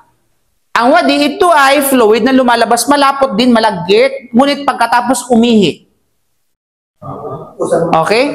Lumalabas siya after ng pag-ihi niya. Okay, sa ibang mga nagsasabi, mga ulama, lumalabas siya kapag halimbawa stress, okay, pagod, okay, alam mo yung nagbuwas siya ng mabibigat, may kusang lumalabas. Ang tawag dyan is wadi. Ang madhi, malagkit, malapot din siya, fluid din siya, pero lumalabas siya, which is pre-ejaculatory, yung bang sanhi ng pagnanasa, o kaya nag-iisip ka, o kaya tumitingin ka sa mga bagay-bagay, nakaspageti pataas, pagitan ng pababa, o at kung ano-ano pa. Tapos ay, yun yung tinatawag na, kapag tinutuloy-tuloy mo na yan, ang lumalabas yan is mani. Sperm. Yun ang sperm, yung mani. Kanina, pag tinutuloy ito, kung ano yung gagawin mo, bahala ka sa buhay mo. So kapag may pumulandit at rumaragas ang fluid, okay, ang tawag dyan is mani. Na kapatid, ang tawag dyan is mani. Mga bumubulalas, no? Pero kapag hindi pa, yung bago ka sumaya yung sperm, diba, nag-imagine ka muna o something like that, diba, tumitingin-tingin ka kung saan-saan, ittaqillah. Okay, ang tawag dyan is madhi. Madhi ang tawag dyan. Kaya nga tinatawag na pre-ejaculatory fluid ang tawag dyan. You know? Sabihin, bago mag-ejaculation, ang tawag dyan ay madhi. You know? O sinong hindi nakaranas ng madhi dito? Ha? Okay, magkakaiba-iba ang rules. Okay. Ang nangangailangan ng gusol ang paglabas ng mani. Oh. Pero kapag itong lumabas, ito ay istinja. Ang tawag dyan is istinja. You know? Malinaw. Malinaw, kapatid? So, yan sa tatalakay natin ng detalyado. So, pag lumabas itong mani, of course, that is, pag madi, ito ay different opinions, but ang pinakamatibay ay hindi kailangan ng gusol. Okay? So, malinaw, kapatid? So, yun yung sabihin natin na hindi nga mani. Problema yan kapag mani. Okay. Mani. So, di ba, Yes. pag sa mali, so ano lang siya, di ba, sa break mo, magpapalit ka ng break kasi kung nasa ulan. Kapag lumabas ang tinatawag na, ang tanong kasi ang mani ba ay najis o hindi? Hindi. No, sa usapin ng najis dito mga kapatid, nagkakaiba rin ng opinion. Dalawa dito ang najis, isa dito ang hindi najis. Ang madi at saka ang wadi, najis. Pag lumabas, najis. Pag ang mani, hindi siya najis. Hindi siya tinatawag na najis. Sabihin natin, mani. Kasi bakit kung najis ang mani, najis ka ngayon? Kasi saan ba tayo nanggaling? Sa sperm. Malinaw? Kaya sabi ng ilan sa mga fuqaha, hindi matatawag, makonsider na ang mani ay najis. Kaya naman, sa hadith ni Prophet sallam, si Aisha radhiyallahu anha, paano na nilinisin ang mayroong mani, ang ginagawa niya, ang Prophet sallam, kapag nakikita niya ang damit ng balabal ng Prophet sallam, na mayroong marka ng tinatawag na sabi ng mani, kinukuskus lang niya. Okay? I-sprinkle ng tinatawag, kinukuskus niya para maano yung tinatawag, matanggal yun. Pero kung wadi at sa kamal, kailangan ng laba. Laban mo yung portion na yun, pigaan mo, kasi nga najis yun. So yun ang matibay na pananaw, na dalil, ika nga na ang mani ay hindi najis. You know? Hindi siya najis. Kaya, yun mga kapatid. Any question regarding that? Okay. Ano pang katanungan dyan? Wala nang tanong? Pero dito bro, para dito usapan.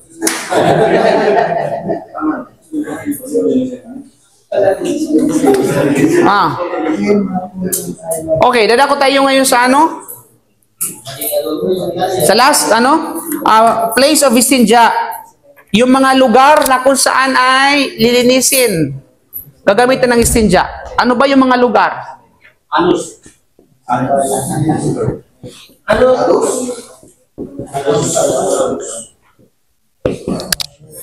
Okay, of course is the anus. Una is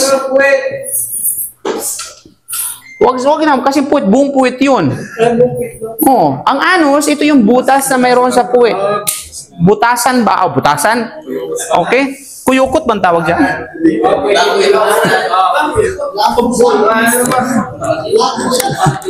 Okay. Okay. Ibig sabihin, ang...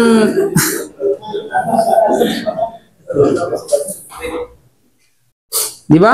Yan sa Arabic is halqatud dubur. Halqatud dubur. Yun nga, alam mo yung circle doon sa tinatawag na ano, hindi yung cheeks niya ha? Okay. Oh, kundi yung butasan o kaya yung... Ha? Anong dimple? Okay. Ito yan. The anus and whatever parts of the skin around it have been affected with the najas must be washed. And this is by the agreement of the four schools of jurisprudence. Yan ang tinatawag na una, mga kapal sa panampalatayang Islam. You know? So una, yung tinatawag na butas ng puwet. Ang butas ng puwet at anumang bahagi ng balat sa paligid nito na naapektuhan ng dumi ay dapat nahugasan. Pinakauna yung butas, syempre. Then kung naapektuhan pa yung mga bahagi, halimbawa, kumalat ito hanggang doon sa cheeks ng puwet mo, kinakailangan mo rin siyang hugasan.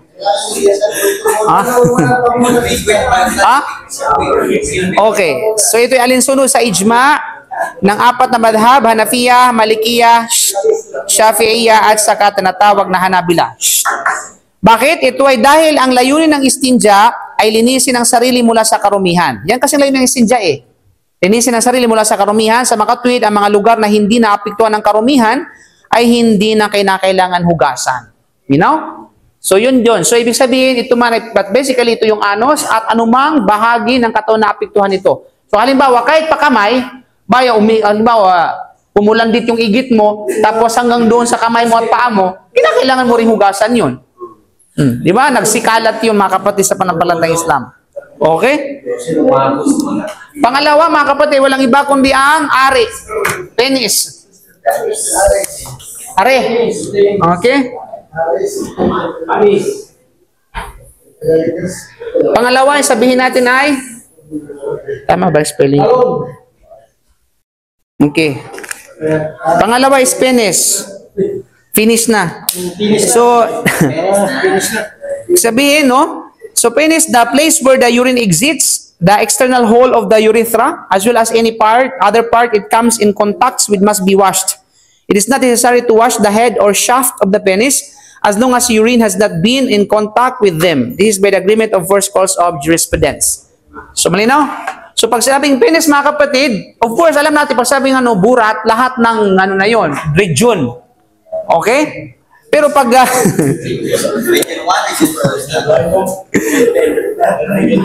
ano ba sa Tagalog doon na hindi bastos tawagin? Ari. Ano? Ari na lang, no? Kasi yung formal ba? Yung formal na... Okay, yung ari. Okay. Ang panlabas na bahagi ng ari na siyang butas na dinadaanan ng ihi at ang bahaging nadampihan ng ihi ay kinakailangan hugasan. So, ibig sabihin, kahit pa yung butas yun, apektado ng ihi, di ba? Pero kapag may ibang bahagi ng katawan na apektado ng ihi, kinakailangan mo pa rin hugasan. Kaya nga sa atin, kapag tayo ay umiihi as much as possible, as much as we can, yung according sa hadith ni Propeta Muhammad sallallahu alaihi wasallam, yung umupo talaga. Kasi that is the best and proper way ng pag-ihi ng, sabihin natin, ng isang lalaki. Kasi, tandaan natin, lahat ng sunna, meron itong pribilehiyo at meron itong advantage sa katawan natin.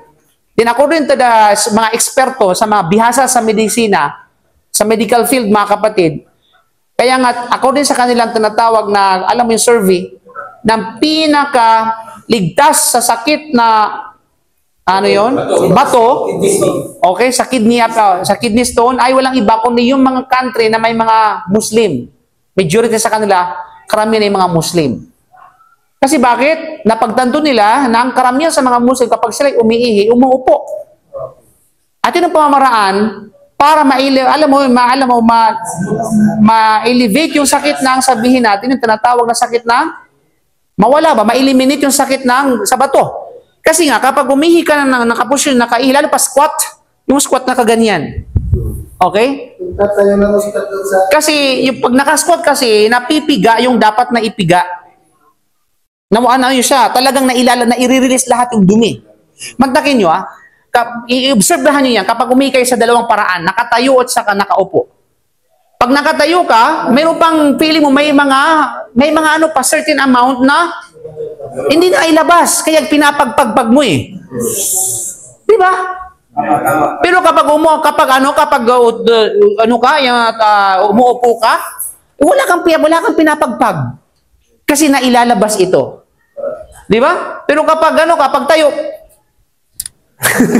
kung saan sa pagmuhabanda mo, para sa pagmumukha mo, buhabanda. Di ba? Kasi yung kusa ka na nakapagtay ka na tinatawag na lato. Di ba? Pero alam nyo ba, na kapag hindi kayo nag-iingat sa bagay na iyan, magiging dahilan pa ng malaking parusa sa loob ng libingan. Yung hindi mag-ingat, yung kapag umika hindi ka nag-iingat, hanggang sa matilamsi ka ng yung mga ibang bahagi ng katawan. Isa yun sa mga hadith na nakasaad sa Prophet Sallam, hadith Rasulullah, na nung siya'y dumaan sa dalawang libingan, ay ang ginawa ng Sallam ay kumuha siya ng dalawang fresh na ng date palms na yung dahon niya, tapos sinati at itinusog doon sa dalawang libingan. Tapos ang sabi, ya Rasulullah, ma fa'alta hada? Lima fa'alta hada? Bakit mo ginawa siya? Sapagkat innahuma yu'adzabani wa yu'adzabani illa bikabirin. Yung dalawang nagmamayaan ng libingan na ito, habang sa loob ng libingan, pinaparusahan sila ngayon. At hindi sila pinaparusahan maliban lang sa malaking pagkakasala. Okay, patunay na yung dalawa na yun ay alam ng Prophet Sallam na may parusa sa loob, yan sa mga batera, may parusa sa loob ng libingan. Ang Sallam, la'allahuma, okay, ayukhafafani ma hatta yaybasa. Malam yaybasa. Sa nawa, sabi niya, nawa na magiging magaan ang kanilang parusa hanggang sa ito ay maging tuyo ang dahon na ito. Patunay na yung dalawa ng mga Muslim. Innahuma, ahaduhuma, yu'adzabani namima. Yamshi wa kana ahaduhuma yamshi bin namima. Yung isa sa kanila, bakit siya pinaparusahan? Dahil ay naninirampuri. Yung gawain sa naninirampuri. Nagpapakalat ng chismes, naninirampuri kung ano-ano pa. Okay? Mga maritos. Din pangalawa, yung isa sa kanilang nilibing ay layasan ju'anil baul. Ibig sabihin, hindi nag-iingat sa pag sila ay umiihi. Iba nagsabi na hindi nakuhugas kapag sila ay umiihi. Iba nagsabi, naghugas nga, pero sa pag nagtuwing umiihi sila, hindi iningatan na matilam sa kanilang mga sarili. You know?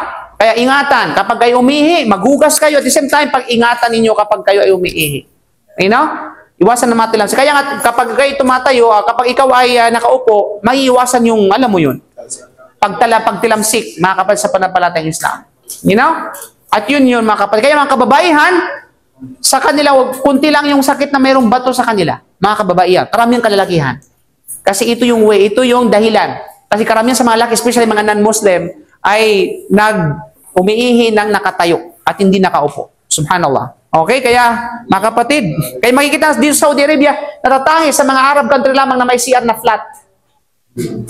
Di ba? But that's the reason. Flat. Okay? Kasi sa mga country na bukod sa mga Islamic country, lahat naka-bowl, may bowl. Western style. Sa mga Arab style ay, kalamihan sa kanila ay tinatawag na flat. You know? Kasi yun ang dahilan. Okay? So, mga kapatid. So, walang duda. So, bilang panghuli mga kapatid, no? So, ito ay dahil lang layunin ng istinja, linisin na pagtuwang karamihan, hindi na. Yun na. Ito ay. Kaya saan ang tanong? Go ahead. Ito naman, hindi tanong mo lang. Pagkakamitan, yung kapag na flat stand, pagka ginamit ko, paharap sa pinto, patalikod. Kasi pagka-umihin ka, dito sa pinto eh. Yan, dito ang ganda kasi. Parang mas mahirap na matalikod. Parang mas mahirap na matalikod. Alam mo, kung feel mo yan, bahala ka. Kung anong gagawin mo. Pag-umihin ka ng paharap sa pinto, ang ganda sa labas. Hindi ko sa pwede naman yung... Ganun talaga yung ano. Grabe naman. Grabe naman yan. Oy, tandaan ninyo, hindi ka makaihi ng maayos kung nakatayo yun. Ha? Hindi ganun mo siya doon sa ano. Kailangan ko talaga i-demonstrate dito. Mas maganda na nakalikod. Kasi diretso sa butas. Ikaw, bahala ka kapatid. Kung nakatalikod ka, nakaharap ka sa ano, ang mahalaga ay nakaihi ka ng maayos. Kapag alam mo Ano na? yung kailangan iwas ka sa... Actually, mga etiquette yan, matatapig natin yan. Yung pagdalikod ba at pagharap sa kibla ay ano ba, kailangan o hindi kailangan. So lahat ng ito ay matatalaki na sa ibang kabanata, inshallah subhanahu wa ta'ala. So wala nang katanungan? Okay? Wala nang tanong? Anong oras ang adan? Yung curriculum accepted ba sila sa Regla? Ang regla ay walang duda, gusto lang kailangan dyan. Kapag tapos ay yung kanilang regla, kailangan publikado sa kanilang maligo. Oh. Pero kapag halimbawa, habang nagre-regla, syempre, may mahugas pa rin sila. Kapag umiihi, halimbawa, di ba? Kasi, di ba, najis yun dumi din yun At syempre, sa mabahay na regla, hindi sila magsasala, hindi sila pwede magsala. Bawal magsala. Ustad yun sa dugo, Ustad, na siyempre yung dugo sa lalaki. Ang dugo, may mga ulama nagsabi na ito ay najis. May mga ulama nagsabi na hindi najis. You know? Pero, ang mga ulama, ang mga scholar nagsasabi na hindi najis, maraming patunay sila. Halimbawa sa battlefield, habang sila nakikipagbakbakan sa landas ng Allah, nagsasala sila habang sila sugatan. You know, at the same time, yung nangyari kay Abu Bakr Khattab, habang nagsasala ng Fajr, sinunggaban siya. Di ba? Talagang sinaksak siya. Di ba? Kung ito ay, yung dugo ay nakapag-invalid ang tinatawag na ay alis na sa sala. At niya ipagpatuloy ang tinatawag na sala niya. So may mga patunay na hindi siya matatawag na najis. No? Pero may mga ibang mga ulama na a certain way ito ay nagiging najis. Halimbawa, kaya hindi pwedeng, di ba may susasabi na pag nasugatan, sinisip-sip mo yung dugo. Di ba? Para so wag niyang gawin yan. Okay? Kasi may mga ilan na kung-consider na najis yun. No? Okay, ano pa? Yes, ano pang paglilinaw? Ha? Ano po? Yes, obligado. Hindi ibig sabihin na buntis, hindi sila obligado, hindi sila kailangan pa rin nila magsala. You know? Hanggat hindi dumating yung post-natal bleeding, yung pagdurugo na sanin ng panganak. Kapag dumating na yung dugo na sanin ng panganak, ay hindi na sila pwede hanggang sila ay maging malinis. Okay? Ang tawag dyan nifas. Nino? So ano pa? Any clarification? Ano pa? Yung pagpupunos sa pwede naman siguro hawakan ng aring kapag magkakaupo. Yes, pwede naman. Pero kinakailangan mo. Matatakil natin yan. Ano bang dapat ihawak? Kaliwa, kanan? Kaliwa. Matatakil natin yan. Okay, but basically, ito ay tinatawag na kaliwa. You know? Ano mang paghawak sa ari, kinakailangan ay kaliwa. So, halimbawa, ito pa, mayroong certain issue. May wudu ka. Tapos, mayroong yung partner mo, hinawakan yung ari mo. Pareho kayong may wudu. Ang tanong ba, sino bang invalid ng wudu? Ikaw o yung hinawakan yung humawak? Humawa. Ha? Humawa kasi nag-skip. So yung hinawakan, mag-enjoy lang. Balik pa rin. Ano yung study? Yung hinawakan, balik pa rin ulo niya, hindi na. Ha? Balik pa rin. Ito nga, sasagutin natin. Okay, sige yung sino mang humawak sa ari, either ng iba o ng kanya, ng skin to skin, invalid ng wudu. Pero kapag doon sa hinawakan, hindi naman invalid. Hanggat walang lumabas. Hanggat walang lumabas na wadi, madhi, o ano man. Yes. Okay? Salat ano yan? Salatul baul?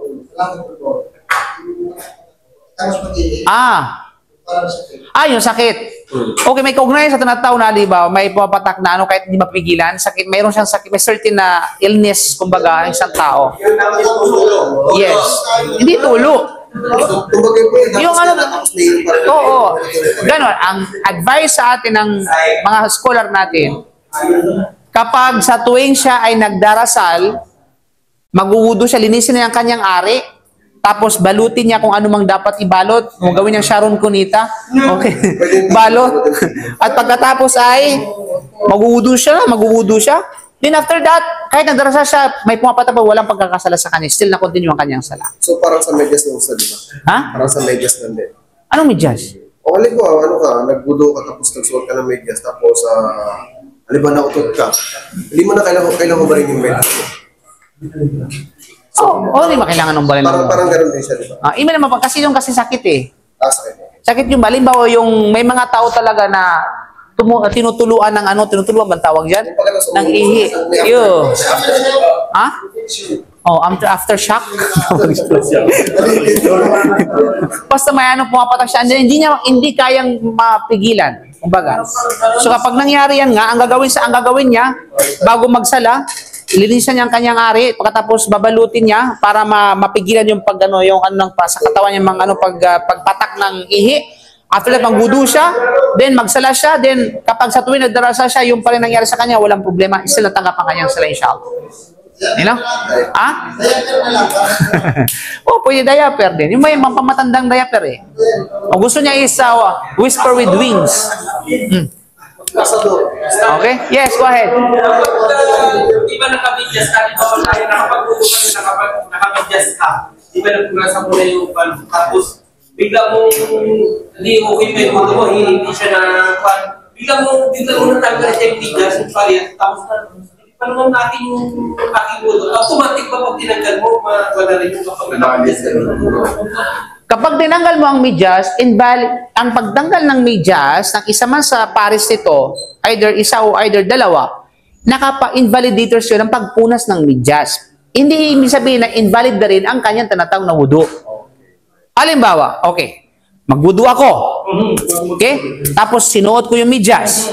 Mga ilang minuto, ilang oras, tinanggal ko yung medyas o natanggal yung medyas. Isa mang pares o dalawang pares. Pero yung wudu ko, still pa rin. Hindi mo na kailangan magwudu. Pero pag nagwudu ko ulit, huwag ka na magpunas kasi nga yung bagay na yun ay tinanggal mo na. Naintindihan mo? Hindi ko nag-exist. Ganito yan. Okay. Okay, halimbawa, ito ay medyas. Yan. Ito ay medyas. Okay? So, nagwudu ako. Tapos ko nang magwudu, sunuot ko ang medyas. Okay. Mga ilang oras o ilang minuto, hinubad ko yung medyas. Pero hindi pa rin na-invalid ang wudu ko. Hindi, nagsala ako. Walang problema, tanggap ang sala kasi nga, ang invalid lamang doon yung pagpunas ng medyas, hindi yung wudu itself. Tapos, ngayon, susuotin ko. Tinanggal ko na tapos sinuot ko. Okay? Nung sinuot ko, hindi na ako pwede magpunas. Kasi nga, isa sa invalidators ng pagpunas ng medyas, yung pagtanggal ng medyas. So, kinakailangan pa rin, kapag sinuot ko yan, panibagong renewal ng wudu para isuot ko yan muli yun. Ang sinari kasi, Ustad, yung nakunasan ulit. Pangalawa dito, yung parang sa pangalawa na ba? Okay? Na dinong dito nagbudo na ulit, ay natanggal ko yung isa. Parang pangalawa na ba siya, Ustad? Hindi, di ba nung una, sabi mo, hindi pa na yung budo mo. Kaya walang problema yun. Pero ito, nakuha na yung wudu mo, kaya na-break na medyas mo ngayon. So, na-break na yung wudu mo? Opo, tapos nag-pagka ulit. Okay, na-break na yung wudu mo, nag-wudu ka ulit. Nag-wudu ulit, tapos natanggal yung isa. Ibig sabihin, yung pagtanggal ba yun during the wudu o after the wudu? after na wudu na, Ustad. Okay, so ibig sabihin, step pa rin na valid ang wudu mo. Ano bang issue mo doon? Yung wudu mo, ipagtanggal mo. Ay kasi may medyas yung Ustad di ba? Kahit na. Isa pinag-uusapan dito yung tinatawag na wudu. Either may medyas ka o walang medyas, wudu ang pinag-usapan dyan. Okay, yung pagtanggal ng medyas, yun ay invalidators ng pagpunas ng medyas. Ibig sabihin, Still na active yung tinatawag na wudu mo. You know? Okay, either yung wudu na yung may konektado sa pagpunas ng medyas o wala. Still na tinatawag na valid yun. You know? Last, okay? Yung bawa na naligo ka sa sala ka, pag di ba nag-train ka, tapos sa susunod na sala mo, ay hindi ka na yung naligo ka, Ano po? gano'n, naligo ka, nag-medyas ka, hindi ka nag-medyas, nagsala ka, nag-luto ka, nagsala. Tapos mo magsala, saka ka lang nag-medyas. Tapos susunod na sala, pagpunas ka na ng pwede. Walang problema. Still kasi, nung sinuot mo yung medyas, still na valid pa rin ang wudu mo. Ha? Huwag lang ma-break ang wudu. Kasi tandaan natin, ang condition para maging acceptable yung medyas ay kailangan may wudu. Mayroon kang active na wudu bago mo isuot yun. Kahit mahubad pa siya, Ustad. Okay, ang validity ng pagpunas ng medyas kapag hindi traveler ay 24 hours. Okay, 24 hours. At kapag traveler, 3 days. 3 days. 3 days. So ngayon, at kailan magiging, yung duration, kailan mag-start? Yung bilang ng 24 hours saka 3 days. Kung kailan nangyari ang unang pagpunas. Diyan mag-start ang bilang ng duration. You know? Hindi yung kung kailan sinuot.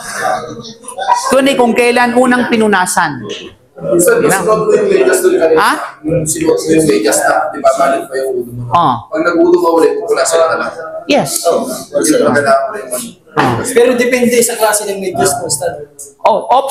May mga medyas na kung saan ay manipis na maaninagan yung kano, hindi consider na medyas yun. Hindi pwedeng mapaano yun. Yung mababa na hindi natakpan yung kanyang bukong-bukong, ay hindi consider na medyas yan. Kailangan matakpan yung kanyang bukong-bukong. Ha? Yung babae, stocking, basta makapal at hindi siya naaninagan yung kanyang balat. Yung ano, Ustad, bawal na sapatos ako. Ha? Bawal na sapatos ako. Oo. Ayaw na po. Balik pa yun na yung sapatos ko nakatanggalin sa labas ng bahay. Hindi ko ugasan yung Pero yung pinunasan nung nang budo ka, ano sinabi ng pinunasan mo? Yung sapatos mo, yung medyas mo? sapatos ang pinasa. Sapatos yung pinunasan. Balik pa yun. Unang-una yung sapatos, hindi siya tinatawag na ano, kasi hindi matatakpan yung bukong-bukong. Malinaw? Not unless kung high cut o butas, boots. Pwede yun kasi po mga panahon ng mga sahabay, nagsusot sila ng ganun. So, pwede yun. Pwede yun kapag kung ito ay natatakpan. Pero, pag-alibaba, ang mahalaga, pag natatakpan yung kanyang bukong-bukong, pangalawa dito, bago mo sinuot yan, provided na mayroon kang wudu. Kasi may mga certain na ganito. Okay, yung nagwudu ka, tapos yung tinatawag na pagwudu mo, nagsuot ka ng medyas. After ng pagsuot ng medyas, ilang minuto hindi ka pa nagsuot ng sapatos, pero invalid yung wudu mo. Nautot ka. Tapos ngayon, nagsuot ka ngayon ng sapatos. So ganito ka lang, hindi mo pwedeng suot, hindi mo pwedeng punasan ng sapatos mo. Kasi sunuot, nung pinunasan mo yung sapatos mo, hindi naman yung medyas eh.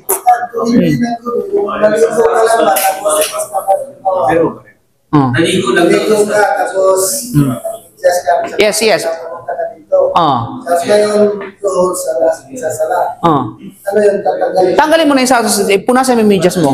Kasi ang gagamit mo sa sala yung medyas mo, hindi yung sapatos. Ustad, yung sapatos na paggamit na lang, Ustad. Ha? Yung paggamit na lang, sila ba yan, Ustad? Yung Paggamit ng sapatos? yung hindi magtanggal ng Actually, hindi matatawag na sunna nagaganting pa lang kapag ginawa mo. Okay, sunna, the way na ang Prophet Sallam ay gumagamit nito, okay, kasi yan ang pinahintulutan na, kasi Prophet Sallam, bagkos ay, di ba, naka-leaders, di ba? Pag nagdarasa sila, yun ang ginayang kansuutan nila, kasi wala naman tayo sa panahon sa Sallam eh. Disyerto eh. Di ba? Kaya po, kasi makakita mo sa mga sundalo, di ba? Nagsasala sila nandyan yung kanilang sapatos, mga high-cut mga sapatos nila. At yun yung pinupunasan nila, bago nila isuot yun, mayroon silang tinatawag na budu at yun talaga yung pinupunasan nila kasi nga sa duty nila. Di na? At yun walang problema. Anong kamay, Ustad? Kanan sa kaliwa? Matatalakin natin siya. Sa ganyan mga sitwasyon, during yung talagang Pati sa paano? Di ba pag nagpunas? Kasi may nagsasabi siya. during the war, Dapat ang kaliwa na ginagamit mo. kailan ka bulo. Kaliwa. Kasi walang mister ka ng bulo. Ngayon, Ako hindi ko na yung bulo. kasi ang ginagawa ko pag Hindi na nagagawa sa ang kanila ginagawa ko, kasi itong kamay na to. kumbaga, ay mga sa pagsalita sa nila, So, yung issue mo, Kapag ito ay nasa critical na condition, ang problema. wala sa mga Ha? Sabi sa akin, ganito eh. During the operation. Kasi may Ustad, yung Kahit nga sa habang nagkipa ka lang, magtayamum ka eh. Walang, pag ganyan, pag critical na condition na, kahit tayamum na yan. applicable na Ustad yung Ha? Basketball sa taas lang. Una-una, huwag kayong magsuot, huwag kayong magpunas ng tinatawag na ng shoes. Nasa mata, hindi man ginagamit sa sala. Nino? Ibig sabihin, yung pagsuot ng sapatos sa Jordan Sala, applicable lang siya sa mga kumbatan at hindi kagaya sa kagaya natin kauman lang. Yes. Mas applicable kasi magbimidya, pupunta ka ng masjid, magsusot ka ng sapatos. I mean, it's not suitable. Hindi siya tinatawag na suitable. You know? Kasi una-una, kamumuhiyan ka ng mga tao doon, mumurahin ka ng mga tao, shhala! Ano naman, Hayop sa ano ka? Wasak! Di ba? Kahit sa haram nga eh. Magbatatawaf ka, nakachinilas ka, tingin mo sa tingin ng tao. Di ba? Wala pong problema. Halimbawa, yung kanang hugasan ko na siya talaga ito. Walang problema. Actually, lahat yan, matatalakay natin yan. Para ba? Ganun kanan, no kaliwa. Kaliwa, lahat patatalakay natin inshallah. Okay? Inshallah. So Allah ako lang pa, sir. Ano ba? Assalamualaikum warahmatullahi wabarakatuh.